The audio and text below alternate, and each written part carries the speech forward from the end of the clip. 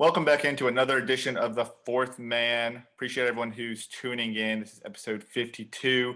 And not a lot of news going on, but we do have an exclusive great interview coming up at the end of this episode. But as always, I'm Anthony, and I'm alongside the best Big3 account in the universe. You guys know him, Big3 News, a.k.a. Will. Will, what's going on over there? What's up, Anthony? Super excited about this interview that we have. A really cool guy that we're here with. Unfortunately, we really don't have any news to break down with you. We're still awaiting that announcement that was teased a little bit like 2 weeks ago. I believe it was teased. So, Big tease. I really hope that we get that sooner rather than later. But I think in the meantime, I think we have an excellent interview for the people. 100%. And I'm telling you, I really do think it's a Christmas show. But before we get to the interview, if you want to find the show, if you want to find our personal handles, as always, it's at Fourth Man Pod, at Big3 News, at @A_Siggy.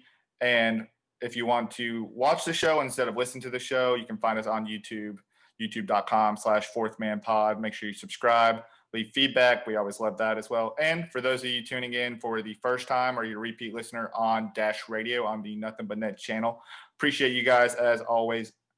As well. That was a lot of as in there. But whole lot of as. Without further ado, we got a special guest coming on here. #1 Melo supporter, king of the Melo community, Steve from CTRL The Narrative. All right, cool. Today we're pleased to have on the founder of CTRL The Narrative, Steve Tsakanikas. We appreciate you coming on, bro. We know you do a lot of good stuff in your space, and we want to say you're the reason you brought Melo to Portland there, got him back on the NBA track. So appreciate you coming on. How's everything going with you? Yeah, everything's good, man. I like to think that, I was the reason we just quickly talked off camera. And I think it's more of what you just said, bringing the Melo community together and shit like that, because, during that year, it was I started doubting myself. I was like, damn, do I know basketball? Is Melo really washed and shit like that? But, hearing other people, have the same opinion on you as you, it was kind of validating. But appreciate you guys having me on, and really fuck with what you guys are doing. We were just talking again off camera, the whole niche podcast, because it's just different and it's not just the same old fucking NBA shit, which is cool, but having a different take to it. 100%. Appreciate that. And yeah, we were one of those people that were secretly hoping that Melo would not return to the NBA just because for our own selfish reasons. We'd love to see him play in a league like the Big3 or kind of take the Joe Johnson route before Joe Johnson then. But let's talk a little bit about CTRL The Narrative first.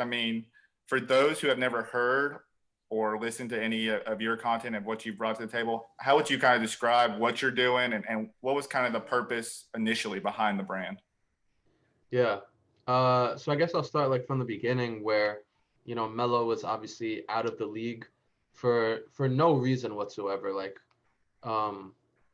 I think I know the reason, which I go into a little bit on the Blackball doc, shameless plug there, blackballdoc.com, where we kind of talk about what we think happened in the back end, and it involves an assistant coach in Houston. But it really started with that, him being out of the league. There was, his narrative was on the decline in OKC, and even in the beginning of Houston, even just coming off the bench. So I think there was just so much slander around this dude's name when it's all said and done, he's going to be a top 10 scorer at least all time. So you just think about that, there won't be 10 people in the history of basketball that have scored more points than him. And he was just being treated like he was just washed and, never elite, because obviously he was drafted with LeBron. So people are always going to compare to LeBron, when Melo never played with anybody even close to the quality that LeBron had in terms of teammates and his prime. But so it started with that, the narrative around Melo, which was legit keeping him out of a job, in my opinion.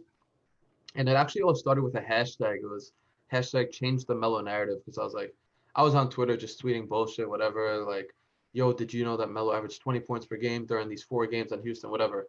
And I wanted to start a podcast. I just ended another company that I was doing. So I was all right, I want to start a podcast about Melo, and, just control the narrative. It just flowed to me. And honestly, it really just started as a way to try to change that narrative, control it, and make people think better of him, because I figured like, all right, shit, maybe if people think more highly of this guy and like not even more highly, but just like remember who the fuck he is, Right. then like that narrative will change. He'll get back in the league, and even when he got back in the league, that first game, I think he went 4 for 14, scored 10 points, and like everyone's like, yo, see, I told you this dude's washed. And then like less than 2 weeks later, he wins Western Conference Player of the Week. So after that, it's just like I feel like I gotta continue it at this point.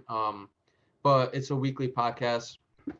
We post just like all types of Melo content, stats, memes, highlights, shit like that, every day on Instagram and Twitter.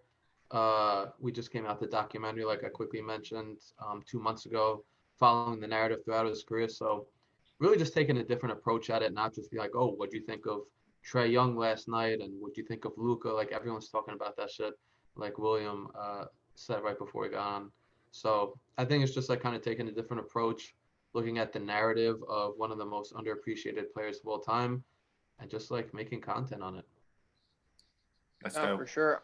I mean, it definitely is weird, right? How quickly guys forget. Like we're sort of seeing it now, where obviously the man just got paid, and he's on a team, so it is different. We're almost seeing with Paul George, right? Like people were very quick to praise Paul George, when he almost won MVP in OKC, and now all of a sudden he's a bum, and the Clippers should be trying to get rid of him at everything. So where sort of did your relationship with Carmelo Anthony, like as a fan, begin? Was it in Syracuse? Was it New York? I see the Knicks poster in the back. Was it in Denver? Where did that start for you? It started in 2004. So I was born and raised on Long Island, New York. Grew up a Knicks fan, obviously, and as a 10-year-old, I was 10 years old at the time. I have a younger brother, who's 2 years younger, so we would always like play video games and shit. And as a 10-year-old, you don't want to play with a shitty team, because like, one, it's not fun. Like you just can't win. Like you can't win with all these fucking bums that the Knicks had on their roster back in the day. So I wanted to play with a different team. So it was actually this game right here, NBA Live 2005 on nice. PS2. Classic. So OG, but there was a guy named Carmelo Anthony on the front who played for the Nuggets. I'm like, you know what? Let me try this guy out. Fuck it. Like he has to be good if he's on the cover of the game. Tried him out, balled out with him. Started watching his games. Obviously, he was playing in Denver, and I'm on the East Coast. So I would like stay up from 10:30, and my mom would come in at like 11, be like, Steven, you got to go to sleep. And I'm like, the first quarter just ended. Like, please let me watch. So I would like stay up late watching his games. My mom bought me a jersey of his. And then obviously, like when he came to the Knicks, that was just like, it wasn't even a dream come true, because I never even like thought about it. I was just like, all right, well, I'm a Melo fan, and then like my favorite team is the Knicks or whatever. But yeah, he came here, and obviously like my fandom went to another level, and volunteered at a couple of his camps, formed like somewhat of a relationship with them. And I tell the story about like the first time I met him, I was so nervous, because this was back in 2013. So he was like my idol for 9 years at the time. And not just like, oh, like, I like him, he's my favorite player. I was, everybody who knew me, like the first thing they associated me with was Melo. Whenever they saw Melo, it was like, oh, Steve. Like it was just like, it was like that, like in school and shit like that. So first time I met him, so nervous, and not even like, oh my God, like I'm finally gonna meet him. It was more just like, if he's a dick, like it's gonna just crush me. I was like all 9 years of watching all these games and like defending him and like in the cafeteria, and like I'm gonna be crushed. So went up to him, put my hand out. It's like, hey Melo, like what's going on? My name's Steven. I was like legit like shaking, and my hand was up for probably like half a second, because he was like sitting down on a chair, but it felt like it was up for half an hour. And he like turned around, dapped me up, and he just like couldn't have been more cool, which was just like such a sigh of relief. He was like, not even to me, but like taking pictures with all the kids, like playing around with them and shit. So it was I definitely breathed a sigh of relief, because it was just like, it could have been so bad. But then obviously, the rest of the Knicks days, I would watch fucking every game, would go to a bunch of games, and then, still a Knicks fan, but obviously root for him wherever he goes to this day. That's awesome. Yeah, that's sick. And I think, I mean, kind of in your sense, I mean, my name's Anthony, so I rocked the Melo jersey early on in my career just because I was like, oh, I just want his name on the back. And I mean, there's weird reasons why you follow different players, but I mean, even outside of that, I mean, like everyone would rock You were 15. gonna hold out for Sigismund. No, I don't think that one was going to come up anytime soon. So I had to just rock the Melo one. But yeah, I mean, different reasons. You know, everyone's in the schoolyard's rocking 15. And it's like, oh yeah, I'm rocking it because of Melo. So how do you not root for a guy like that? And I'll tell you what, like, I'm a big Harden guy, so I'm kind of like you in the sense I follow him wherever he goes, and that's always been my biggest fear is like, what if this dude's a dick? And just the way the media's portraying him now, I'm like, this dude's a dick, huh? He's gonna suck if I ever meet him, huh? But yeah, it's scary. So that's awesome that like your idol ended up being someone that you can continue to idolize and root for. And we followed his career a little bit, and because I do follow Harden, I was excited when Melo came to the Rockets and obviously disappointed with how the fallout came. And you kind of detailed that in your Blackball documentary there. What went on, what was the process of building and constructing that documentary and behind the scenes? I mean, what is it like to even make a documentary, just about someone whose career is so detailed in a different way than you detailed it? Right. Yeah, no, it was I've obviously never done anything like that before. Like, went to school for computer science and like, did stuff on the side, and I work in marketing now. So nothing relating to like filmmaking or anything. But when COVID like really became a thing in March of this year, like the whole NBA stopped, and one of the first things that I thought of honestly was like, what the fuck is gonna happen to Control? Because obviously all the games were suspended until further notice. I didn't know like at the time if that meant 2 weeks, 2 months, like a year. Like I really had no idea. So I was like, fuck, like what can we do to bridge this gap with like, and I didn't know how long it was going to be. So The Last Dance was coming out, and I think May it came out. So that was like kind of fresh in people's mind, like, yo, 2 months, the Jordan documentary is coming out and all that. And I had always thought like, yo, it would be mad cool for there to be a Melo documentary. Like there was one from back in the day that he had a part in. It was called Carmelo's Way, but it was just like the training and like back end. So I didn't want to make a documentary where it was just like the highlights of his career, because you could find that on YouTube and shit like that. People come up with that, but really wanted to follow the narrative. So it's like, yo, that would be cool. So I have 2 video editors with me that help me edit the podcast and like the little clips and subtitle everything and put everything together. So I just pitched it to them. I was like, yo, I want to come up with a documentary like while we really don't know what the fuck's going on. And like they didn't even hesitate. They were like, yo, that sounds sick. So came up with the idea, and then like just Googled shit. I was like, yo, how do people make documentaries? They're like, well, first you need like an outline. So I was like, all right, let me come up with an outline. 7 chapters, like perfect. Early Denver, late Denver, early New York, late New York, OKC, Houston, Portland. I was like, good. Like, we're good there. And then just like, all right, what is going to be the plot? What are we trying to say? And just did a bunch of research with them and like trying to get on the same page. And in the beginning, we were struggling. Like it took, I think, almost like 2 months for us to finish chapter 1, and like each chapter is 7 minutes long. So we're not talking like an hour-long episode or chapter like the Jordan documentary was. But each chapter was 7 minutes long. So it took us like 2 months. Then it took us a month and a half for the second chapter, then a month for the third chapter, and then 3 weeks for the fourth one or whatever. And obviously, you pick shit up and you start to get in a groove. But it was really cool. Ideally wanted to release it before the season resumed, but then once, and I didn't want to compete with the NBA for attention, because I was like, yo, if I'm a Melo fan, like I'm not trying to watch this documentary over like the Blazers playoff game. So like I get it. So I was like, all right, let's wait till the season's over. And then it kind of worked, honestly, because the ending, it's not spoiling it because you kind of know what happens and the season in Portland, but the Blazers made the playoffs against all odds, and Melo hit clutch shot after clutch shot in the bubble and shit like that. So it worked. It's something that maybe one day, hopefully next season, if he wins a championship with Portland, maybe there's like a chapter 8 or some shit. But it was cool to like learn and really start something from the scratch, and like literally a 7-month long project. So a lot of just learning, testing shit out, falling, getting back up, and like the cliche shit, but definitely interesting project. Were there things about Carmelo Anthony or aspects of his career that you learned about for the first time, maybe through the process of making this documentary? Something that maybe you're like, oh, I didn't know that.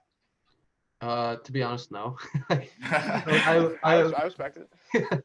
Like I knew everything. Like I wrote the scripts. Like I kind of knew exactly what like I wanted to say. Okay.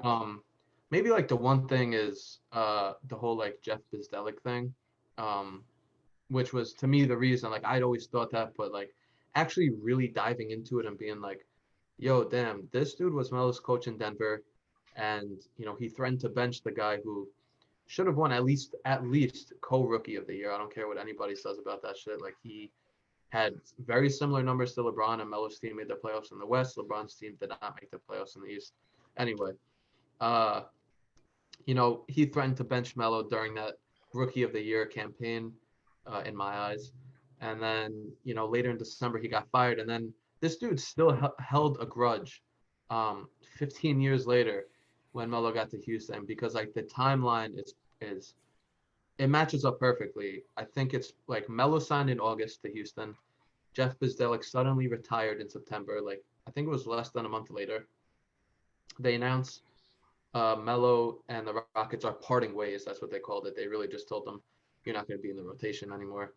And then I think it was a week or 8 days later, Bizdelik suddenly unretired. He's like, you know what? Fuck it. Like, I'm going to come back to Houston. So just the way shit lined up.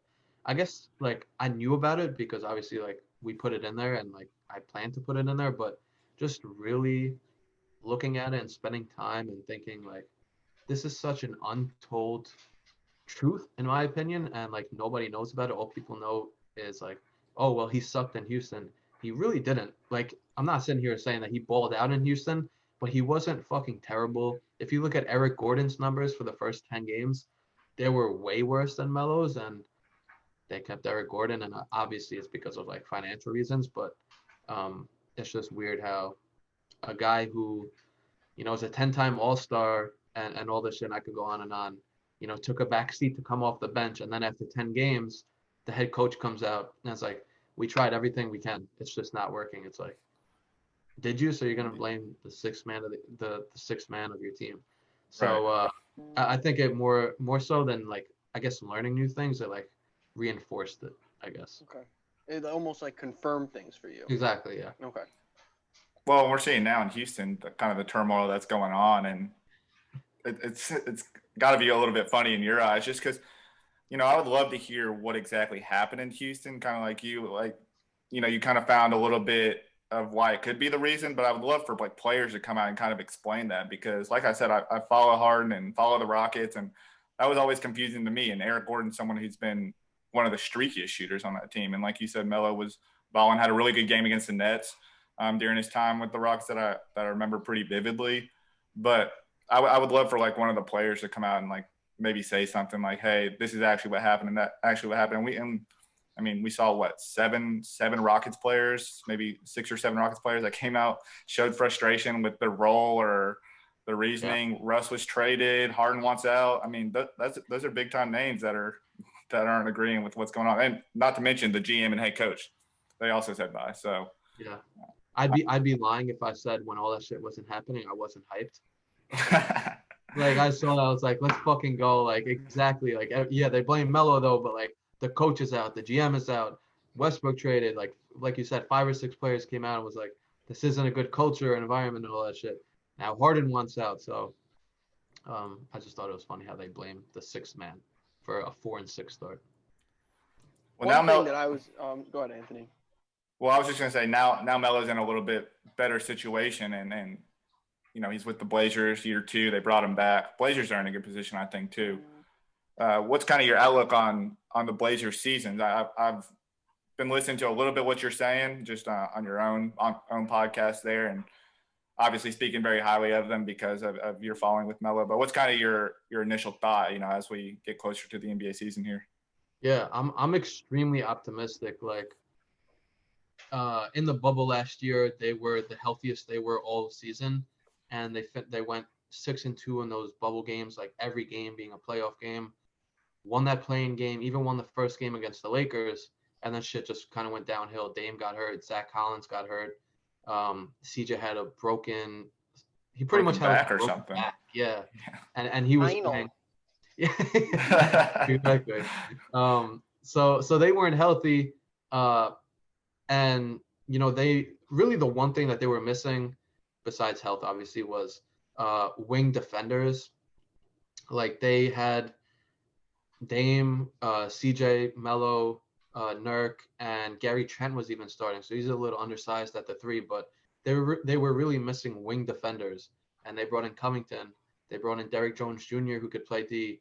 I'm missing it. Oh, Rodney Hood they brought back. He's not necessarily a great defender, but he was a big part of their team before he went down with that Achilles injury last year. Melo is going to be coming off the bench now, so they brought Cantor back from 2 years ago.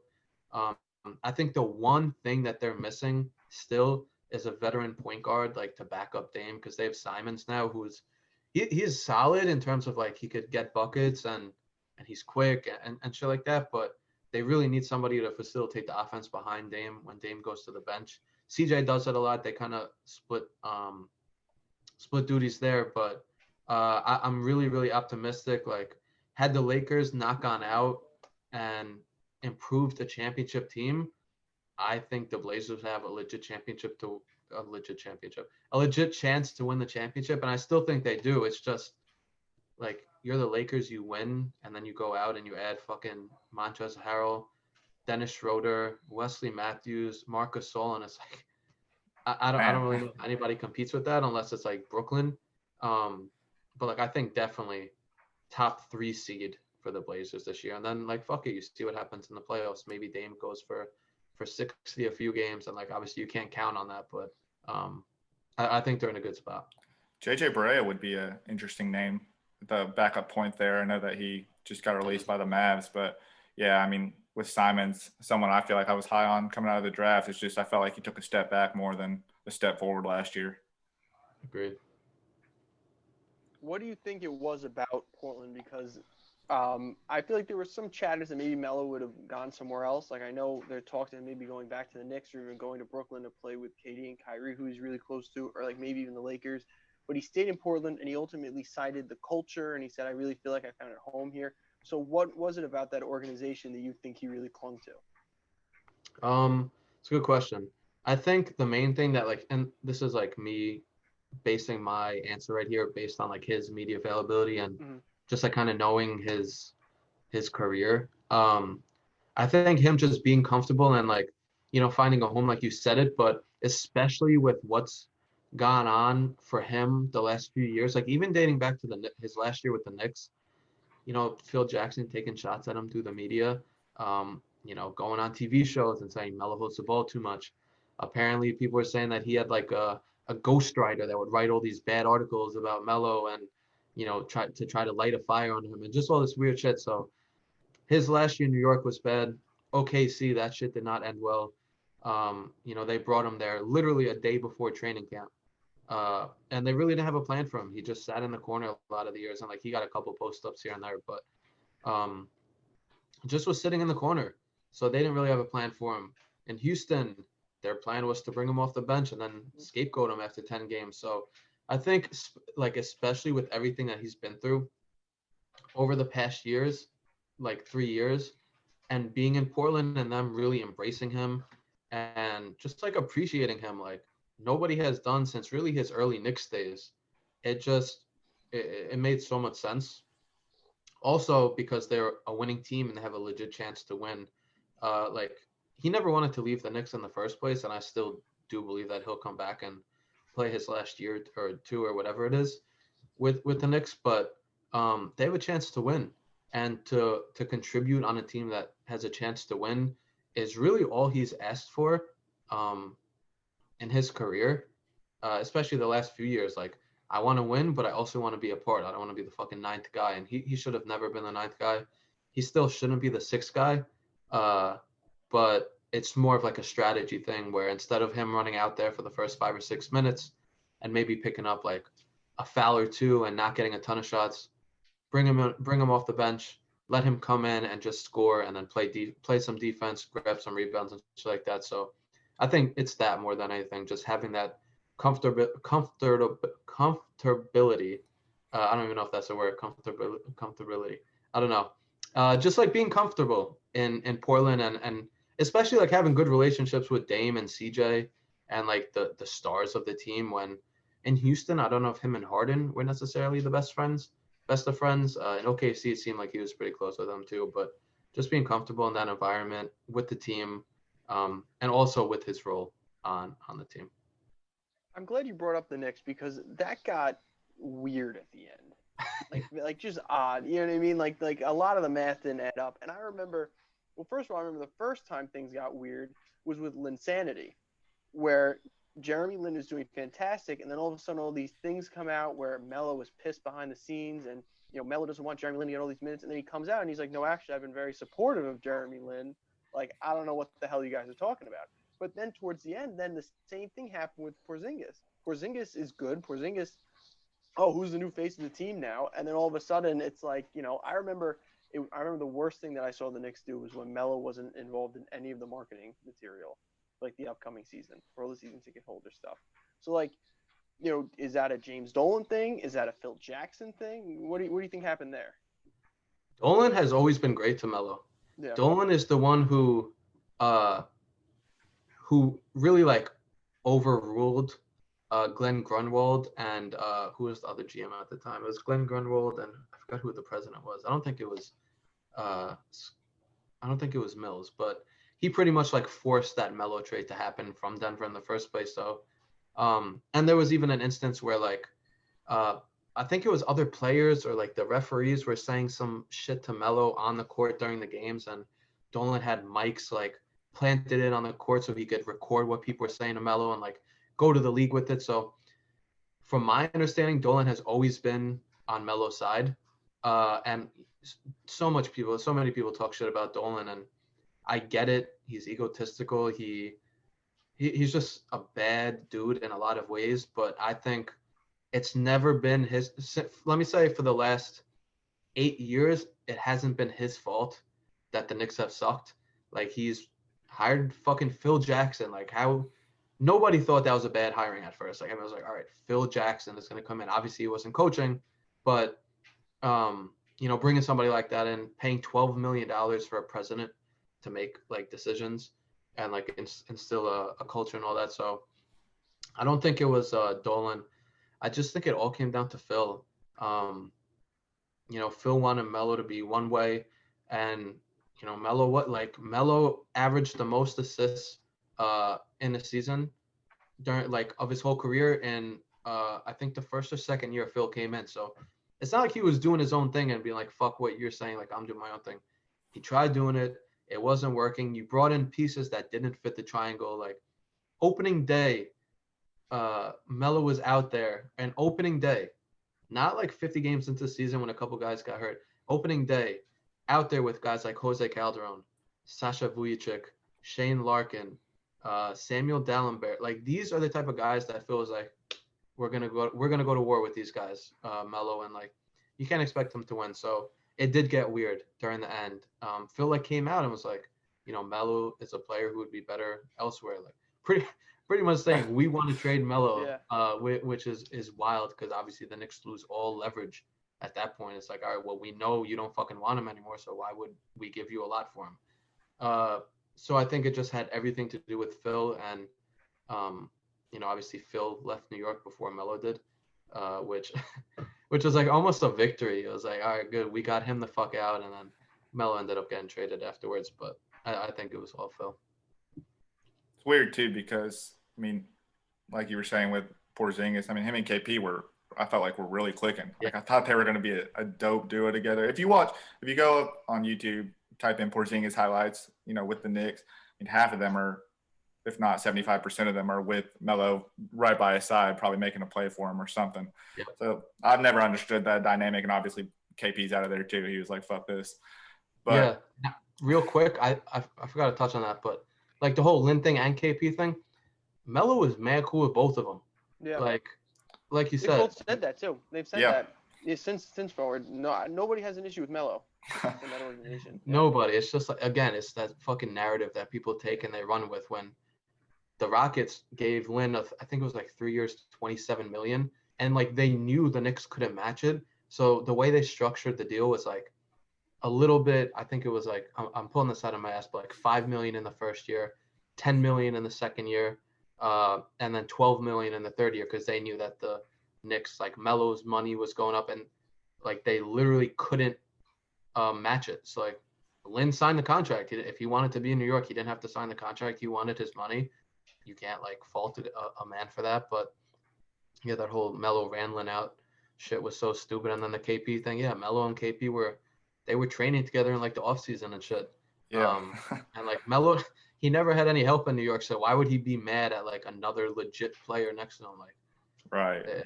Stupid. Finally got that help too. And I mean, just I know we're harping on this a lot, or maybe me specifically, but you know, the Rockets, like I can even think of other players that have had their disagreements. Kyle Lowry is one that is prominent name that comes to mind. He had his issues there. I feel like Lynn should have probably never left the Knicks, honestly, with the way they kind of ousted him. So, Yeah. you know, that organization as a whole, maybe people kind of look at it in a new light, new perspective. They're like, oh, wait, maybe they've had issues for a while now. But now that Melo is finally settled, he's finally got some superstars and a good supporting cast around him where he has a legit chance to go win a championship. That kind of means he'll probably be playing, I mean, I'm going to guesstimate maybe like 2 to 4 years, probably throughout his career. That being said, you know, for us, you know, as Big 3 guys and loving the Big 3, we were really last offseason, we were really speculating and hoping that we'd see Melo be the new face of the Big 3, play for a team like Ball Hogs that has consistently struggled year in and year out, and we thought he was going to be the guy. What's kind of your take on the Big 3, and what are your thoughts on a guy like Melo maybe being a face down the line, like playing in a league like that? I think the Big 3 is dope. I went to the first ever Big 3, what do you call it, like games or like like events. Yeah. Event. The first one ever at Barclays Center. When was that? Like 2-3 years ago. 2017. I was there too. Right. Yeah. Yeah. So I was hyped, man, because like obviously we're not like 13 years old where all we know is like Luka and Zion. It's like that. Like we grew up with a lot of these guys. Like Kenyon Martin is one of my favorite players ever. You know, Allen Iverson, obviously seeing him, even though like that shit did not end well. But I think the league is dope.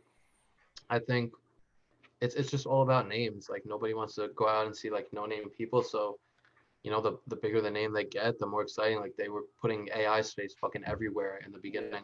Remember? Yeah. So I think it's all about names. As far as like Melo doing it, he's always talked about like retirement and said like as soon as I stop having fun, then like I'll hang them up. Like as soon as I don't like love getting up in the morning and going to the gym and shooting and shit. I don't know if that's in a year, 2 years, 3 years. I really think it'll be 2 to 3 years max. I don't know if he'll go another 4, but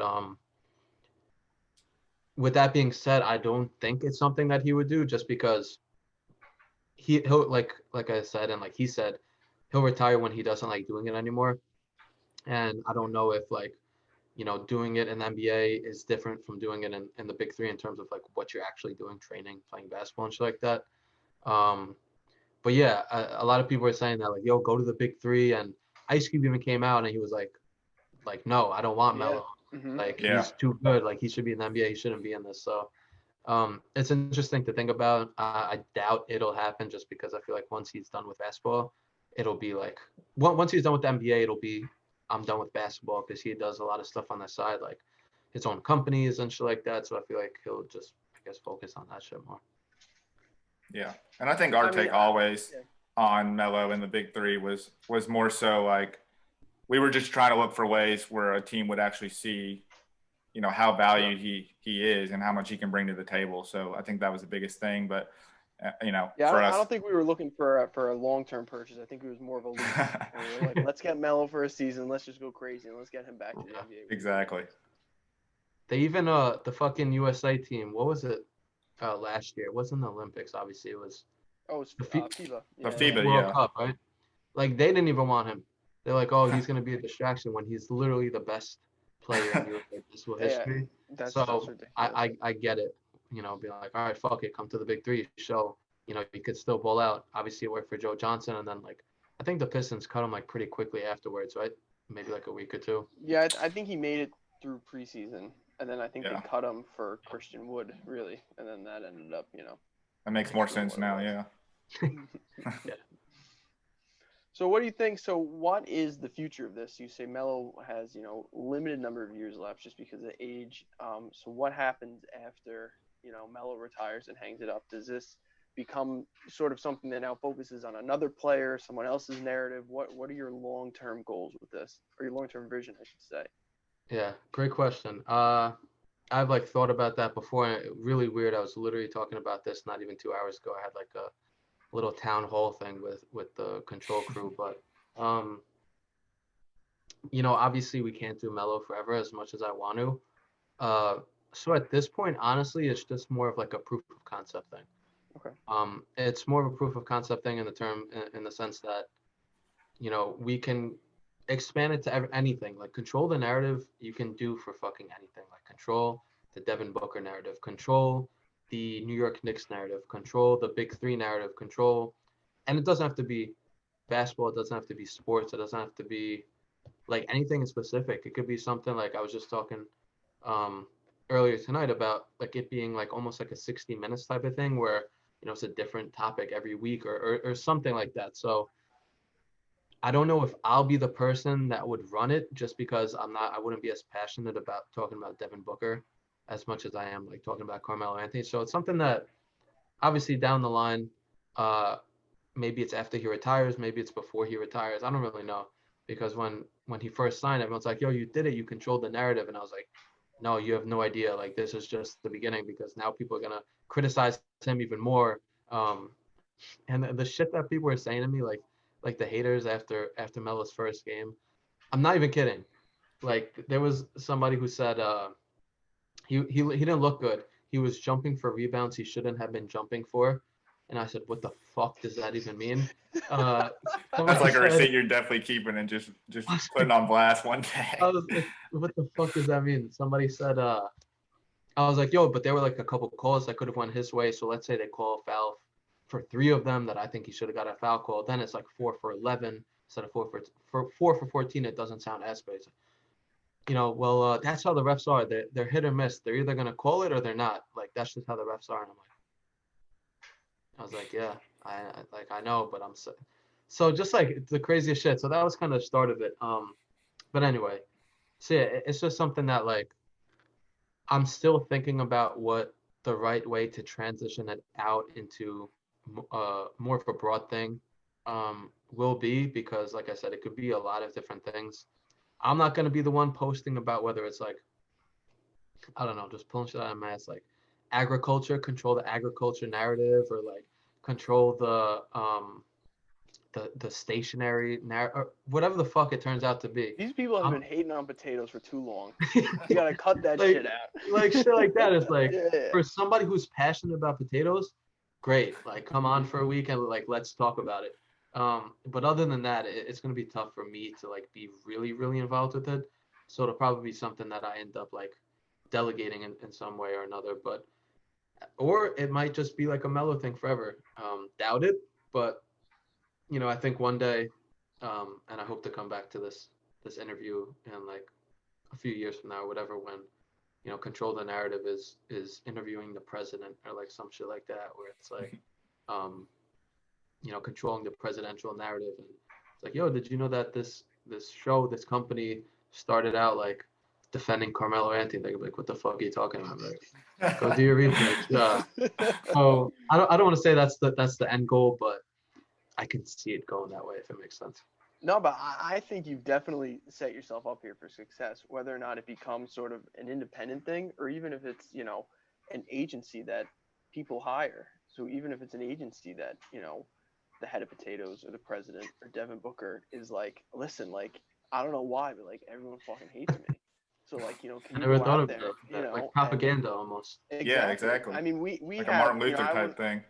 Yeah, like I wouldn't call it propaganda, but like we have Anthony and I know a guy who used to work for the Big 3, where now he does a thing called Midas Touch, right? Where it was all is very big, like into Biden and like a lot of like anti-Trump stuff or whatever. But that's really what it was. Like they had stuff trending on Twitter like every week, and it was just controlling that narrative of like, okay, what aspects about this guy are we going to focus on compared to other aspects? And the fact that you've been so successful with that with Carmelo Anthony, if I'm a player, if I'm a young guy going to the NBA, or even anybody, I look at that and I'm like, my business, and I'm like, Yeah. I can definitely use something like that. So I think you've really set yourself up here. No matter what this looks like 5-10 years down the road, I think you've done good. I Yeah. appreciate it, man. I was That gonna say means a one lot. guy I had in mind too, and speaking of like, let's say someone like hired you and like, hey, we really need you to control our narrative. I mean, someone like Sean Oakman, who was, Oh my God. initially accused of rape or whatever it was, and then he was exonerated. And it's like, okay, well, he was a big time NFL prospect, and then he went to the XFL, and that kind of folded. So how do we continue to control that narrative in the right direction and remind people like this is who I was before? I mean, like Will was saying, you're doing a lot of good stuff, and I think there's a lot of different ways you can go with it. Yeah, I appreciate the love. It's like a long grind. It's like that. I really didn't even think about people hiring me, and not me, but like control for it. When you talk about the football player, one thing that came up was like I had a guy who was in the NFL and like I don't want to say a star, and I'm not really trying to drop his name now, but he like tweeted me and we set some shit up. Like this was a year ago, and he had some like trouble, like a little bit of a troubled past, and he thought he was being blackballed, and I guess he was a Melo fan, so he followed from that. But I was talking to him, was like, do you know this guy? I'm pretty sure he was a Pro Bowler a few years and shit like that. He used to play for the Saints, so I'll let any big football fans figure that out. But he reached out and he was like, I want you guys to control my narrative. And at first I was just like, this was probably at least a year ago.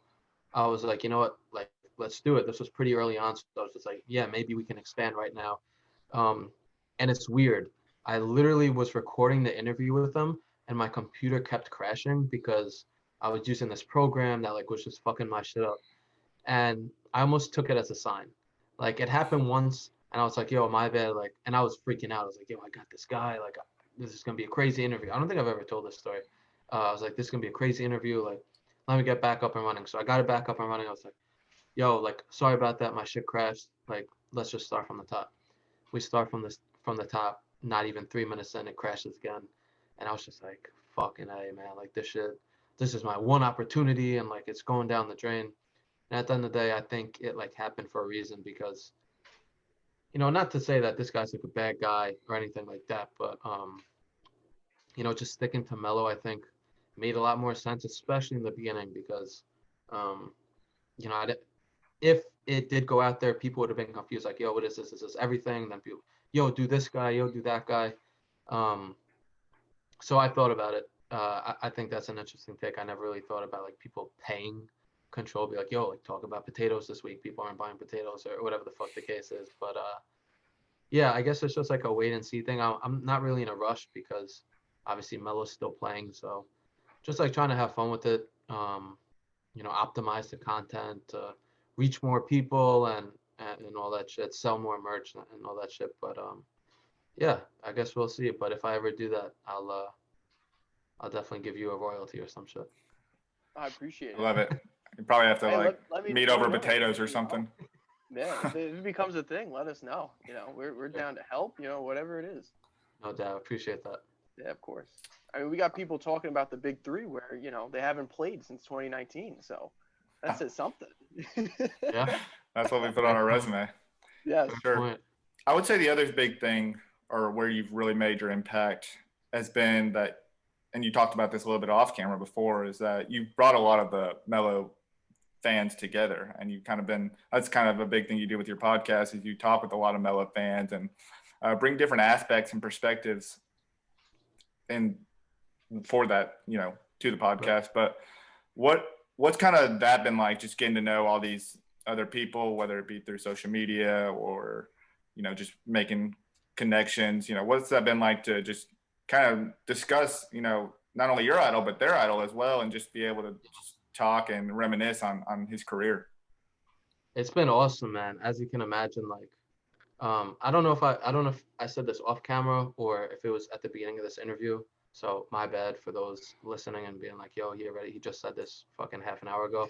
But no, man, it's like, you know, during that year, you know, I felt kind of alone. And like, obviously I'll talk to my friends about it and some of them like basketball and shit, but, you know, not nearly as much as me and specifically Melo. Like, they don't want to hear every day, yo, Jared Dudley just got signed, but Melo didn't. Like, they don't really care. And just like these like mini rants I was going on. So it's been really cool to see people who are legit as passionate about Melo as I am. I met one of my close friends, Ricky, at Camp Melo in 2013, and we obviously volunteered for the camp because we both loved Melo, and he's the first person who even came close to like my passion for Melo. And then on the podcast, like the first question I ask is besides like what's up, how you doing, whatever, is yo, tell us about your fandom. Like, how'd you start liking Melo? And it's just cool hearing all these stories from like people in Canada to Tennessee to California to all these different places. And you know, at a time where me and I bet everybody else who was a Melo fan kind of felt like, you know, we were the minority because we were. Everybody during that year was like, nah, man, Melo's washed. Like, what the fuck are you talking about? And you know, you start thinking if like everybody's telling you it, it's really hard for you to, you know, stick with what you know, because like I knew that Melo wasn't washed or anything like that. And like also like in person, you know, obviously I meet like a bunch of these people on Twitter, Instagram and shit, but like in person, I've had people coming up to me like, yo, control the narrative. And like out, like I'm at a bar with my friend. That's dope. And you know, just shit like that in Madison Square Garden, leaving a Knicks game. I was like, yo, Steve, control the narrative. And like times like that it's really, really wild because like I started this shit and obviously it's not anywhere close to where I want it to be. But just the fact that like, you know, it's some recognition for something that you know, you're really passionate about and you can connect with other people and like, you know, they feel like you, like they're like, yes, like finally somebody's sticking up for Melo and shit like that. It's a cool feeling.